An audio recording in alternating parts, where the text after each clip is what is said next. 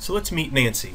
This is Nancy, just after her successful 5K that she ran. That she was pain-free at the race. Her heel and knees, which were the reason she came in to see me about 6 weeks ago, were gone. She had a great day, as you'll see in a second. But a little background on Nancy: when she came in, she was scared to death. She did not want to be here. She was skeptical, she was worried, she was anxious, and it was palpable.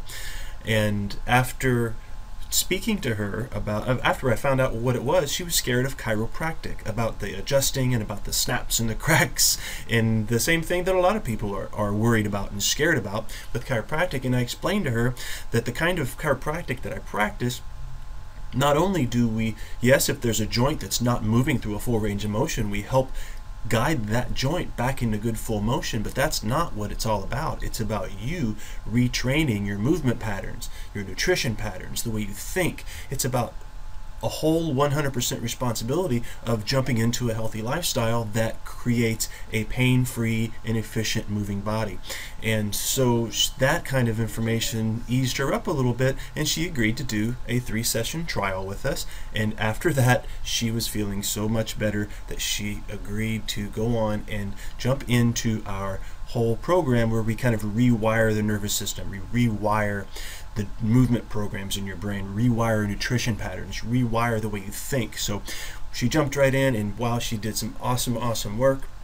No more heel pain, and she, it's not gonna work. There we go.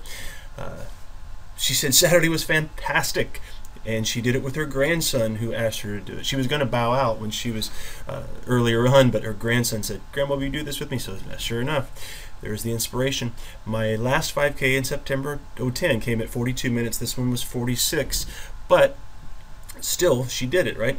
I ended up being like 14.5 minute miles. So she was on cloud 9. Heel and knee did great. First mile was about 12 minutes, and all I did was jog slow, remember my pillars, and breathe right. It felt good. Pillars are the pillars of her feet, and that's part of our program, part of what we teach. And the breathing is another big piece of what we teach.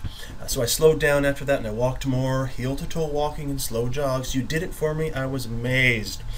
Didn't do exercises on Sunday. We'll do them today. Of course, now I want to do the 10K on March 12th. What do you think? And she came in today, and I said, let's go for it, Nancy. So it was awesome.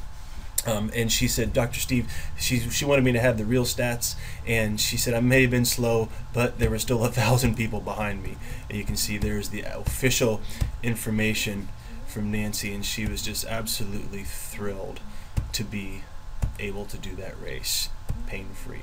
Amazed is the word she uses. And she said, one other thing that makes me proud: 10,000 people in the race, only 27 people in my division. In that whole crowd, I placed 13th in my division. I'm so glad to no longer be a couch potato, which I really liked being for so long, just eating, reading, and watching TV in my spare time.